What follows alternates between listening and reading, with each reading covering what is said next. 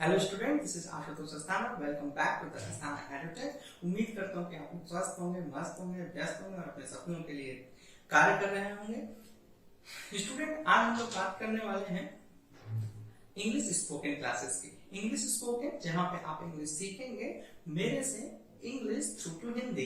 एक हिंदी कम्युनिकेशन, एक easy communication के थ्रू हम लोग एक जर्नी स्टार्ट करेंगे, जहां आप बिगिनिंग लेवल से लेकर के इंटरमीडिएट लेवल से लेकर एडवांस लेवल से लेकर के फिर हम आएंगे फ्लुएंट लेवल तक। मतलब हम इंग्लिश की जर्नी स्टार्ट करेंगे थ्रू टू हिंदी, जहां पे हम लोग बात करते हैं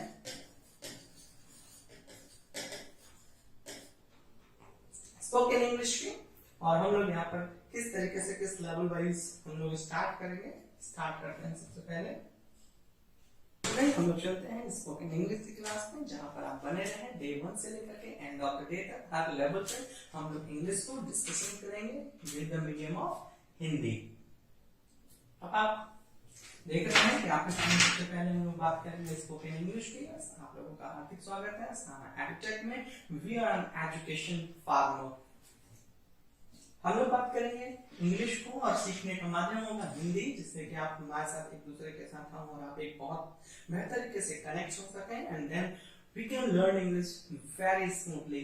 सो सबसे पहले हमारा एक प्रश्न आता है कि इंग्लिश कितने स्टेजेस में बांट करके सीखें। टू लर्न इंग्लिश, हमें इंग्लिश सीखने के लिए हम कितने स्टेजेस में से बांटें।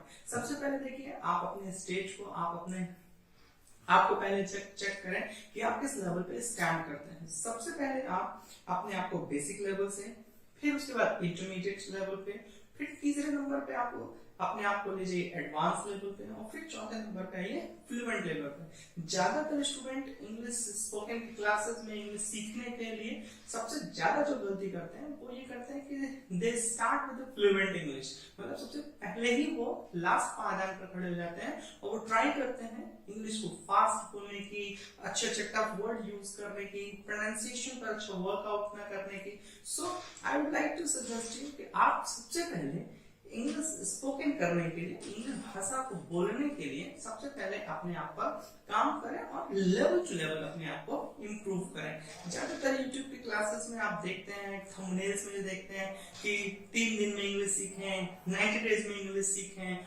1 मंथ में इंग्लिश सीखें।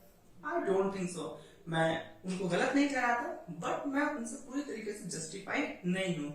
मैं आपको कहूंगा कि कोई भी ट्रेनर आपको ये नहीं कह सकता कि आप कितने दिन में इंग्लिश सीख जाएंगे।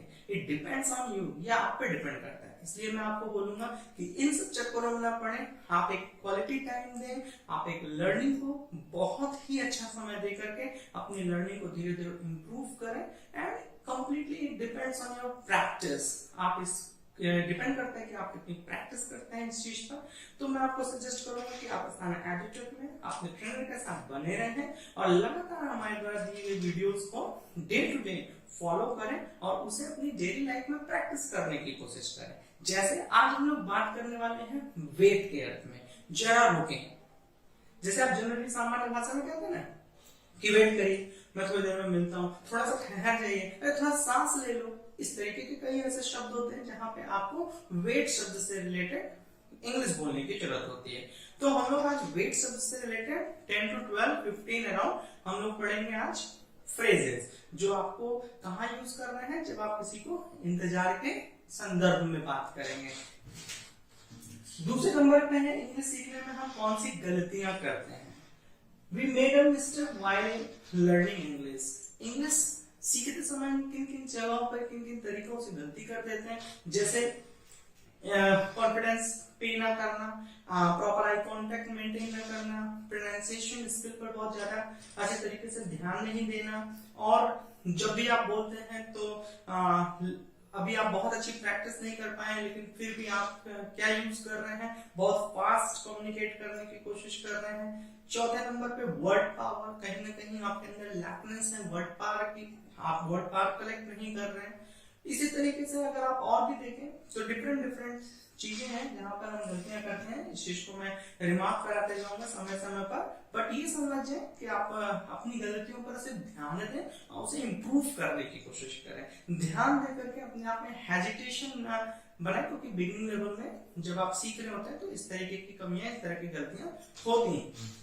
इंग्लिश सीखने में कितना समय लगेगा, जनरली कमेंट में होता है कि सर इंग्लिश सीखने में हमें कितना समय लगेगा। तो देखिए सबसे पहले तो मैं आप लोगों को ये चीज बोलूं कि ये जो एक प्रश्न है ना इस तरीके का, मैं इसे बहुत ही ज्यादा जस्टिफाई नहीं करता, मैं इसे इरेलेवेंट मानता हूँ। जैसे ही आपने कोई घर बनवाना शुरू किया तो पहला क्वेश्चन होता है कि कितने दिन में घर बन जाएगा।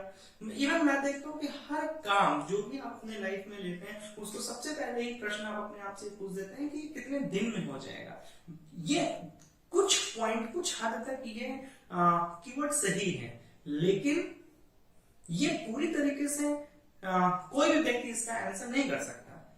इसलिए मैं आप लोगों को सजेस्ट करूंगा कि जो भी समय लग रहा है अच्छे से दें, प्रॉपर इस पर प्रैक्टिस करें, और समय अगर आप इन्वेस्ट कर रहे हैं तो उसका आउटपुट यही आएगा कि यू विल बी बेटर, आप उस चीज में अच्छे हो जाएंगे।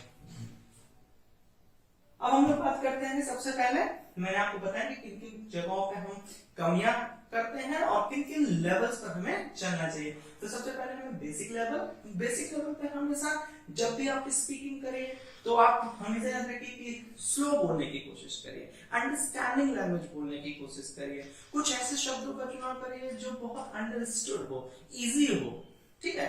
एंड सेकेंडरी, आप प्रैक्टिस करने के लिए स्लो बोल रहे हैं, इस पर एक्सरसाइज कर रहे हैं, अच्छा कर रहे हैं, लेकिन सबसे ज्यादा इसको ध्यान दीजिए कि जब आप प्रैक्टिस करिए ना तो आप अपने से जूनियर, जैसे छोटे बच्चों को, अपने से जूनियर स्टूडेंट्स को, अपने भाई बहन से, अपने घर में मम्मी पापा, दोस्त यार, भाई बहन, दादा दादी से, इस तरीके से आप जो भी चीजें सीख रहे हैं ना आप उसे अपनी डेली लाइफ में उतारने की कोशिश करिए, प्रैक्टिस करने की कोशिश करिए। दूसरे नंबर पे है इंटरमीडिएट। अब इंटरमीडिएट लेवल में क्या है कि रिड्यूस फिगर, जैसे हम लोग कभी यूज करते हैं, हिंदी भाषा का प्रयोग करते हैं तो उसमें वो ऐसा करके कुछ शब्द बीच में यूज करते हैं ना जिसको हम लोग कहते हैं स्लैंग वर्ड्स। तो उस तरीके के वर्ड को जो है कोशिश करिए कि ज्यादा से ज्यादा यूज ना किए जाएं, उसकी जगह पर किस तरीके के शब्द यूज होंगे वी विल डिस्कस फर्दर। और मैं डे टू डे आपको हर दिन एक नई वीडियो के साथ आपकी इंग्लिश को इम्प्रूव कराऊंगा, और एक दिन आप मेरे को कमेंट करके जरूर बताएंगे कि आप आज से लेकर के उस समय तक में इंग्लिश किस लेवल पर सीख गए। मैं ये दावे के साथ कहता हूँ कि यदि आप कंटिन्यू बने रहें तो आप अच्छी फ्लुएंट इंग्लिश बोल पाएंगे। साथ ही साथ करते हैं एडवांस लेवल। इसमें एक चीज और रहेगा, learning word power. Word power is the most important thing. जब आप इंग्लिश स्पोकन की बात करें, जब आप इंग्लिश बोलने की बात करें तो वर्ड पावर सबसे इंपॉर्टेंट किरदार प्ले करता है। इसलिए मैं आपको सजेस्ट करूंगा कि वर्ड पावर पर सबसे ज्यादा काम करें। एडवांस लेवल, इसमें आप अपनी स्किल को, आप अपनी कम्युनिकेशन को, आप अपने एक्सप्रेशंस को ज्यादा ध्यान दें और इंप्रूव करें फ्लुएंट करने की, ठीक है। नेक्स्ट लेवल है fluent level, confidence in speaking. जब आप लास्ट स्टेज पर हो तो आपको सिर्फ अपने कॉन्फिडेंस पर काम करना होता है और थोड़ा सा कह सकते हैं मैनर, और थोड़ा सा कह सकते हैं एटीट्यूड, इस चीज पर हमें काम करना होता है। तो आई होप कि आप लोग बहुत जल्दी सीख जाएंगे, बस बने रहें शुरुआत से लेकर अंत तक साना एब्स्ट्रैक्ट के साथ। चलिए बात करते हैं, जरा रुकिए, थोड़ा इंतजार करिए। आज हम लोग किसके बारे में बात करने वाले हैं कि हाँ जरा रुकिए, थोड़ा इंतजार करिए। अब हम लोग इसके बारे में बात करने वाले हैं वेट रिलेटेड 10 फ्रेजेस। वेट से रिलेटेड हम लोग 10 फ्रेजेस की बात करने वाले हैं। पहला, वेट अ मिनट। आप कहते हैं ना, जब भी आपको बोलना है कि थोड़ी देर रुक जाओ तो आप कहते हैं wait a minute, wait a second. आप कह सकते हैं कि थोड़ी देर इंतजार करिए, wait a minute, wait a second. आप जिस तरीके से मैं बोल रहा हूं उस तरीके से अपनी एक नोट्स प्रॉपर बनाएं जिससे कि आप उसे डेली अपनी प्रैक्टिस में यूज कर सकें। दूसरे नंबर पर हम कहते हैं होल्ड ऑन, थोड़ी देर रुक जाओ, जरा ठहर जाओ। जब आप टेलीफोन पे होते हैं तो टेलीफोन पे भी कहते हैं कि please hold on, wait a moment, थोड़ी देर के लिए इंतजार कर लीजिए, थोड़ा सा आप रुक जाइए ना, तो आप उस समय पे कह सकते हैं होल्ड ऑन। तीसरे नंबर पे आप कहते हैं हैंग ऑन अ मिनट, कुछ देर के लिए रुक जाइए, hang on a minute please, can you please hang on a minute, क्या आप थोड़ी देर 1 मिनट के लिए रुक सकते हैं, इंतजार कर सकते हैं। इस तरीके से आप यूज करिए और आप डेली इसमें 2-4-10 translation with the help of this sentences, this phrases आप यूज करेंगे और डेली प्रैक्टिस करेंगे, ठीक है। अगले लेवल पे आप बात करते हैं hang on a moment. Hang on a movement का मतलब होता है थोड़ी देर के लिए रुक जाओ। आप इसे ऐसे कह सकते हैं, please hang on a movement, I will just get back to you, मैं तुरंत तुमसे मिलता हूँ। या आप कह सकते हैं हैंग ऑन अ मूवमेंट, आप थोड़ी देर के रुकिए, I am going to find my laptop, मैं अपना लैपटॉप ढूंढने जा रहा हूँ। तो कह सकते हैं कि आप 1 मिनट के लिए रुक जाइए, तो वहां पर आप कह सकते हैं हैंग ऑन अ मूवमेंट, थोड़े समय के लिए, कुछ सेकंड्स के लिए रुक जाइए। वहीं पे आप कहेंगे hang on a minute, 1 minute के लिए रुक जाइए। You can replace movement with a minute, आप मूवमेंट की जगह पे मिनट, मिनट की जगह पे सेकंड्स वर्ड का भी यूज कर सकते हैं। यहाँ पे कहा जाएगा hang on a movement, let me take breath, hang, आप कहते हैं हैंग ऑन अ मूवमेंट, थोड़ी देर के लिए रुक जाओ। लेकिन कभी कभी आप देखते हैं कुछ लोग बड़ी हड़बड़ी में होते हैं, तो वो जब हरीनेस अपनी दिखानी होती है, तो आप उनको भी वेट करने के लिए कह रहे हैं, तो आप क्या कहेंगे hang on a movement, hang on a movement, let me take breath, थोड़ा सा मुझे सांस लेने दो। ऐसा आप कहते हैं ना कि थोड़ी सी सांस ले लो, थोड़ा सा सांस ले लेने दो, तो आप कहेंगे hang on a movement, let me take breath, मुझे थोड़ा सा सांस ले लेने दो। यहां पे आप कहते हैं बियर विद मी प्लीज, ये बियर विद मी प्लीज आप कब यूज करते हैं, जब आप किसी से बोलते हैं कि थोड़ी देर मुझे कोऑपरेट कर लो, थोड़ी देर मुझे आप समझो, मतलब आप वहां पे रिक्वेस्ट कर रहे हैं कि आप मुझे थोड़ी देर बर्दाश्त कर लो, बस मैं 2 मिनट में आपसे मिलता हूं। तो आप कहते हैं बियर विद मी, आप मेरे को समझो। आप प्लीज शब्द का यूज उसके साथ बना सकते हैं, काइंडली शब्द का वर्ड उसके साथ यूज कर सकते हैं। अब यहाँ पर हम लोग बात करेंगे नेक्स्ट वर्ड का bear with for a couple of minutes, bear with for a couple of minutes, bear with a couple of minutes का मतलब होता है कि मुझे 1 मिनट का समय दीजिए, कुछ समय दीजिए। While I find my laptop, जब तक मैं अपना लैपटॉप फाइंड करता हूं तब तक आप मुझे कुछ समय दे दीजिए। आप कहते हैं बी पेशेंट, धैर्य बनो।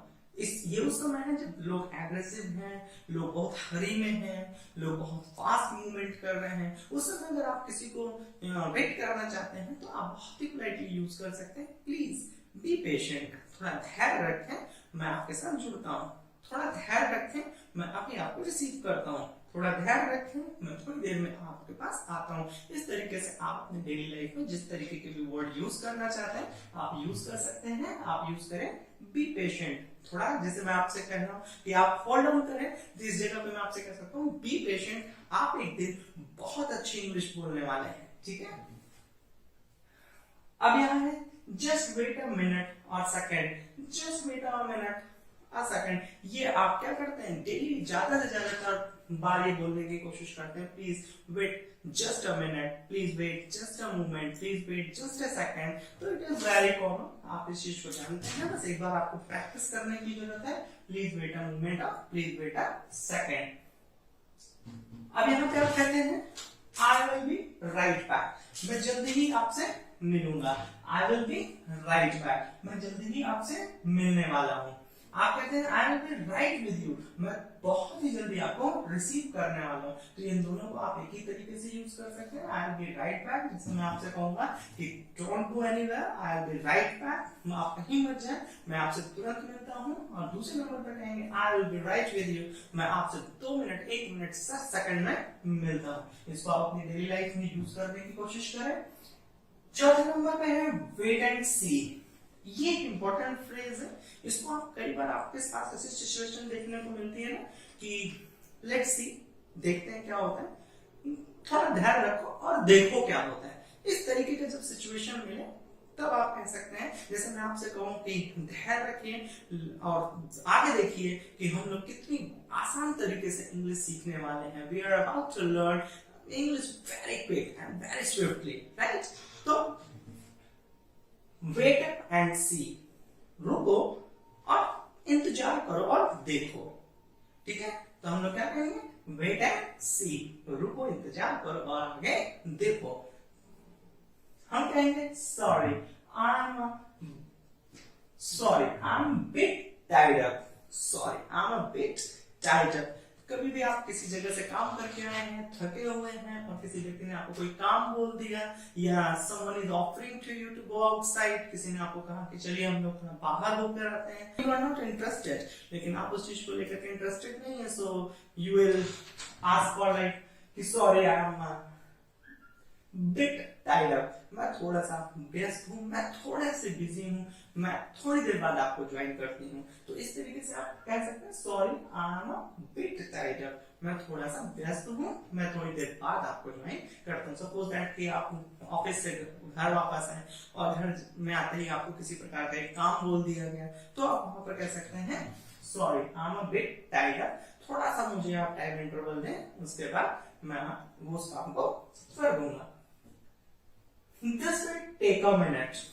कभी भी आप वेट करने के मूड में होते हैं, वेट करने की सिचुएशन में होते हैं, उस समय आप टेक्नोलॉजी के साथ जुड़े हुए हैं, या फिर मान लीजिए मैं आपको पढ़ा रहा हूँ, अब डिस्प्ले किसी वजह से हैंग कर जाते हैं, तो हम वहां पे कह सकते हैं this will take a minute please wait, this will take a minute please wait. आप इस तरीके से इसको बोल सकते हैं। फ्रेज हम किस तरीके से यूज करते हैं, इस फ्रेज को यूज करने के लिए आप देख रहे हैं कि जैसे मान लीजिए हम लोग इस बोर्ड को यूज कर रहे हैं और अब अचानक से ये यहाँ पर डिस्प्ले जो है वो हैंग कर जाता है, तो उस कंडीशन में मैं आपको क्या बोलूंगा कि this will take a minute please hold on.